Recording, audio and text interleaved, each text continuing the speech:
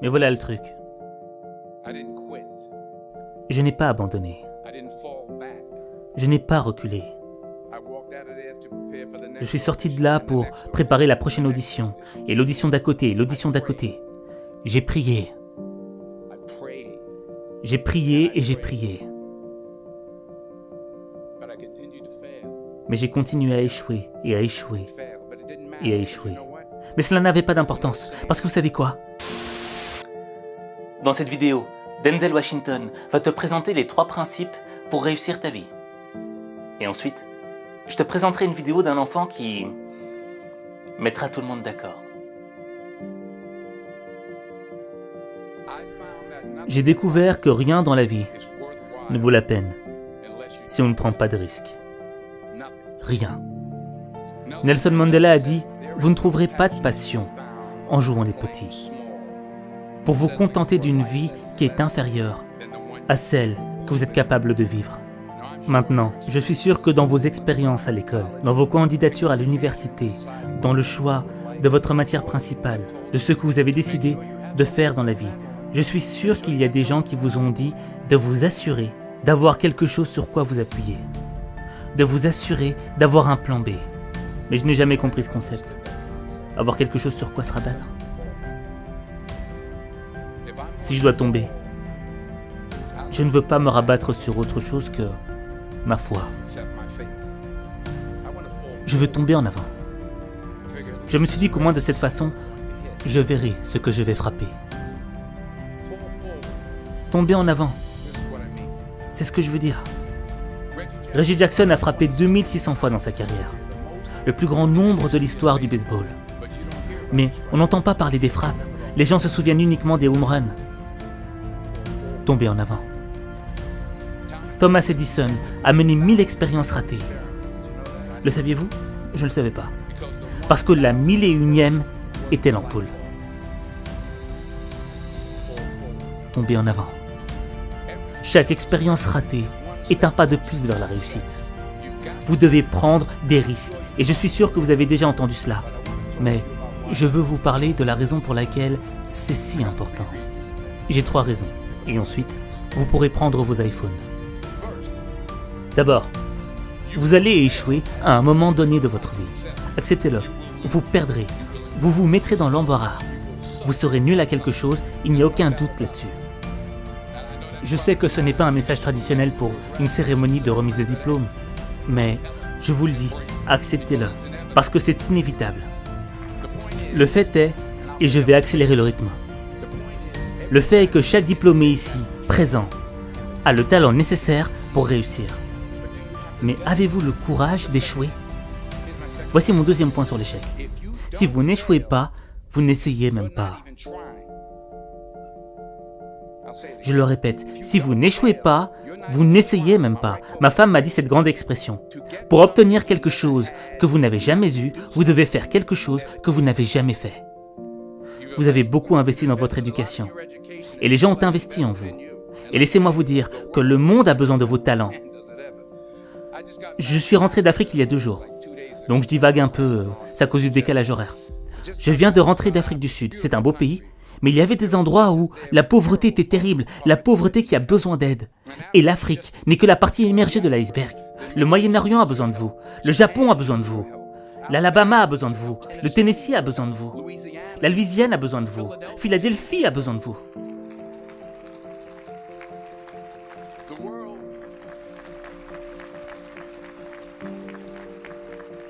Le monde a besoin de beaucoup et nous avons besoin de vous.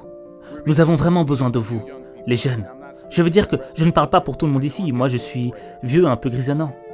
Nous avons besoin de vous, les jeunes, parce que souvenez-vous, il faut vous lancer. Il faut donner tout ce que vous avez, que ce soit votre temps, votre talent, vos prières ou vos trésors, parce que n'oubliez pas que vous ne verrez jamais un camion derrière un corbillard.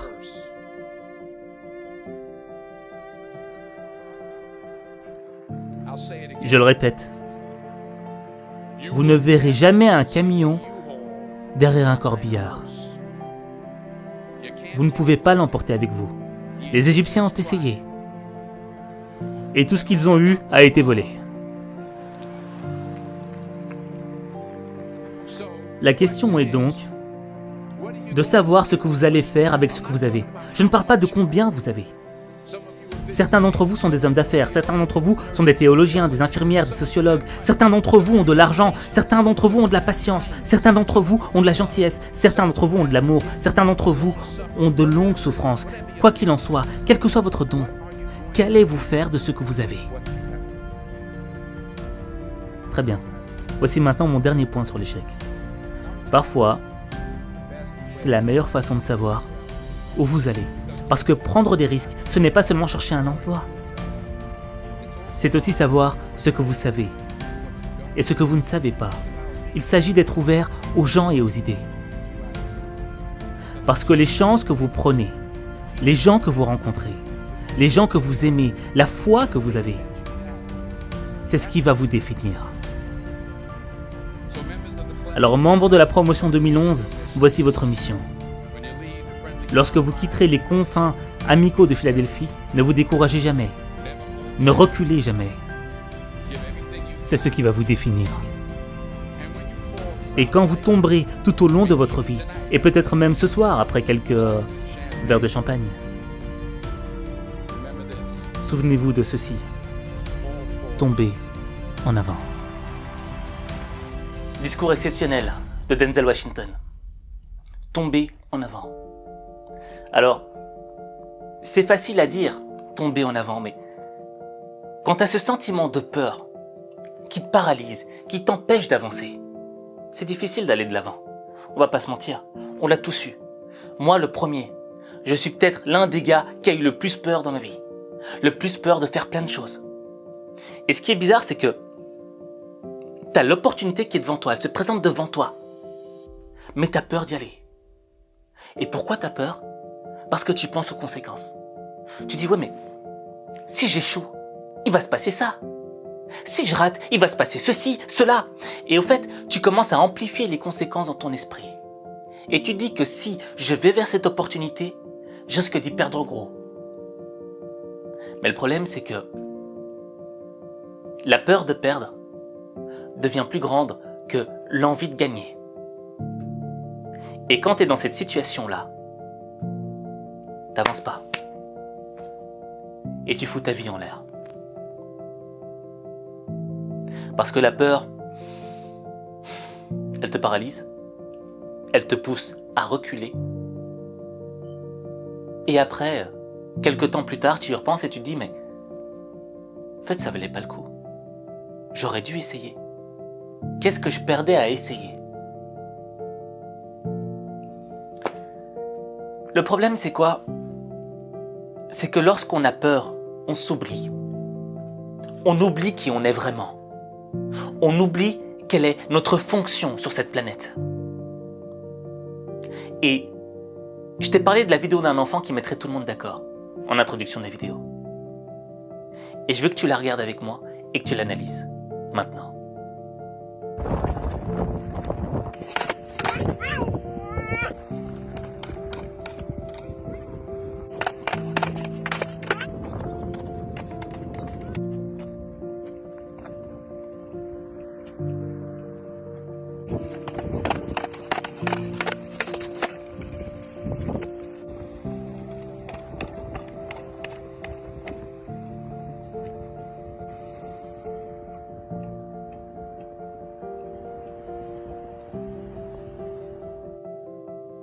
Alors, cet enfant qui tombe et qui se relève, c'est motivant, c'est inspirant.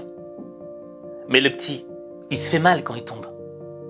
Mais il se relève quand même. Il reprend son petit skateboard et tu le vois remarcher et retomber et réessayer encore. Je veux dire, c'est grave mignon, ce petit enfant. On a envie de lui dire, continue et réessaye. Si on était autour de lui, on dirait, bravo, tu l'as fait et on croyait en toi. Et cet enfant, c'est toi. Oui, cet enfant, c'est toi. En toi sommeille cet enfant. Parce qu'on a tous été enfants. Et lorsqu'on était gosse, on se moquait d'échouer. On se moquait de ce que les gens allaient penser de nous. Tout ce qu'on voulait, c'était apprendre, vivre. Il n'y avait pas de limite. Mais au fur et à mesure du temps, au fur et à mesure des années, on nous a imposé des limites. Et on a accepté ces limites. Mais dans le fond, certes, il y a certaines limites qui sont bonnes, tu vois. Parce que quand t'es gosse, tu fais vraiment des grosses conneries et on va même mettre des limites parfois. Mais on nous a mis tellement de limites dans nos vies qu'on s'est limité nous-mêmes. Et qu'on a étouffé cet enfant qui vivait en nous. Et je sais pas si ça t'arrive de repenser à ton enfance. Tu sais, ces pensées nostalgiques. Tu te rappelles cette époque où t'avais aucun souci, où tout était bien, il n'y avait pas de problème. Et quand tu reviens à ta vie d'aujourd'hui, à l'instant T, là, il n'y a que des soucis. T'as difficile à trouver le bonheur. Alors t'as besoin de te remémorer les moments où t'étais heureux quand t'étais enfant. Pour juste te renourrir de bonheur, pour te faire une piqûre de rappel. Mais est-ce que c'est ça la vie? On s'est trop oublié. On a oublié qui on était. Pour devenir ce que l'on attend, ce que la société, ce que le monde attendait de nous. On est devenu conforme. On est devenu des copies parfaites des attentes des autres. Mais on a oublié qui on devait être réellement. Quelle est la personne que l'on doit être? Parce que sur cette terre, il n'y a personne. Si chacun décidait de devenir la personne qu'il devait être, personne ne ressemblerait à personne.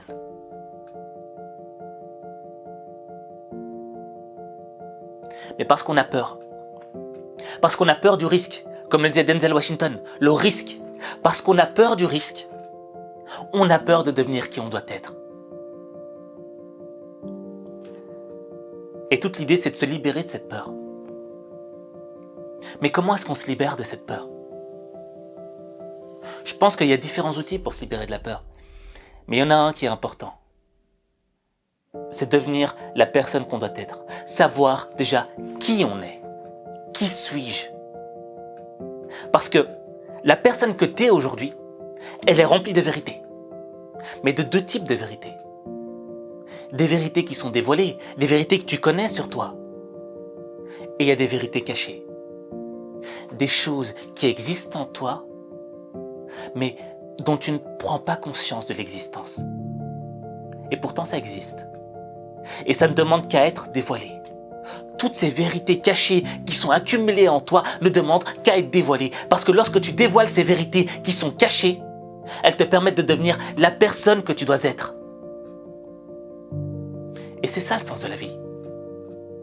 Devenir cette personne que tu dois être. Parce que cette personne que tu dois être, c'est la plus belle personne que tu seras. Dans le fond, c'est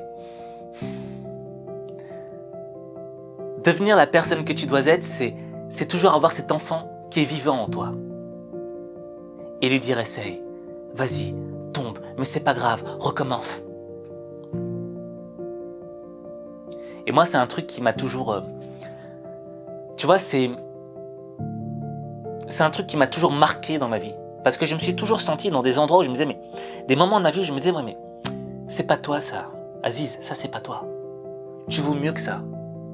Et j'ai vu des gens autour de moi ne pas exploiter leur potentiel. Ne pas devenir les personnes qu'ils devaient être. Parce qu'ils sont juste tout simplement... Ils ne sont pas écoutés eux-mêmes, tout simplement. Est-ce que toi tu t'écoutes toi-même?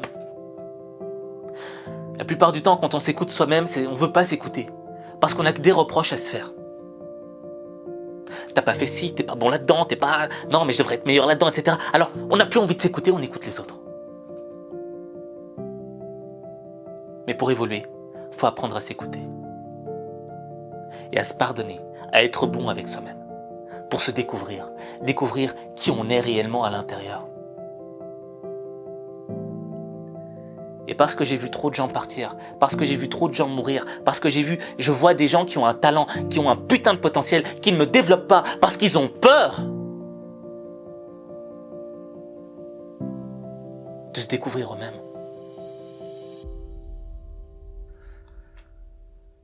Les gens ont peur de se découvrir. Moi-même, parfois, j'ai eu peur de me découvrir parfois.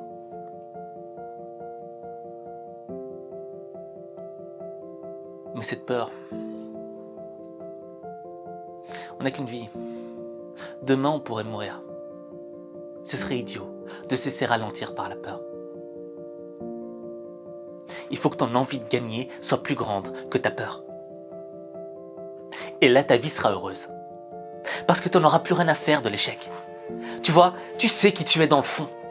Et un échec ne te définit pas. L'échec ne définit pas la personne que tu es. La victoire ne définit pas la personne que tu es. Ce qui définit qui tu es, c'est ton attitude.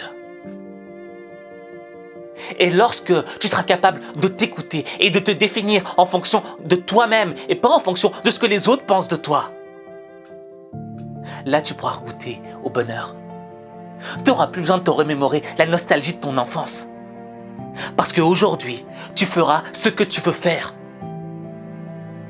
Tu seras libéré de ce que l'on pense de toi. Tu seras libéré de la peur de ce que l'on va dire de toi. Tu seras libéré de tes peurs. Et tu vivras chaque instant de bonheur. Le bonheur, tu le ressentiras à l'instant même. C'est pour ça que j'ai fait cette formation H5 Coaching. C'est une formation qui te permet de enfin te recentrer sur toi, d'apprendre à t'écouter, de te libérer. De te libérer de tous ces freins qui t'empêchent d'aller vers la personne que tu dois être. Et t'as rien à perdre. Si tu veux changer ta vie, c'est un outil qui peut t'aider à transformer ta vie. Je dis pas changer, transformer ta vie. L'objectif, c'est pas de changer, c'est de se transformer, parce qu'on va passer par un processus. Tout comme la chenille se transforme en papillon. La chenille ne change pas de... La chenille, elle ne subit pas juste un changement. Tu vois, elle ne change pas en papillon, elle se transforme en papillon. Et l'état de transformation, c'est quoi? C'est la chrysalide. Et c'est ça qu'on va faire avec H5 Coaching. Tu vois? Et tu peux changer ta vie. Et H5 Coaching, c'est un outil qui va t'aider à changer ta vie. C'est une arme, c'est une épée qui va t'aider à aller à la guerre. Mais changer ta vie, transformer ta vie, il n'y a que toi qui peux le faire. Il n'y a que toi.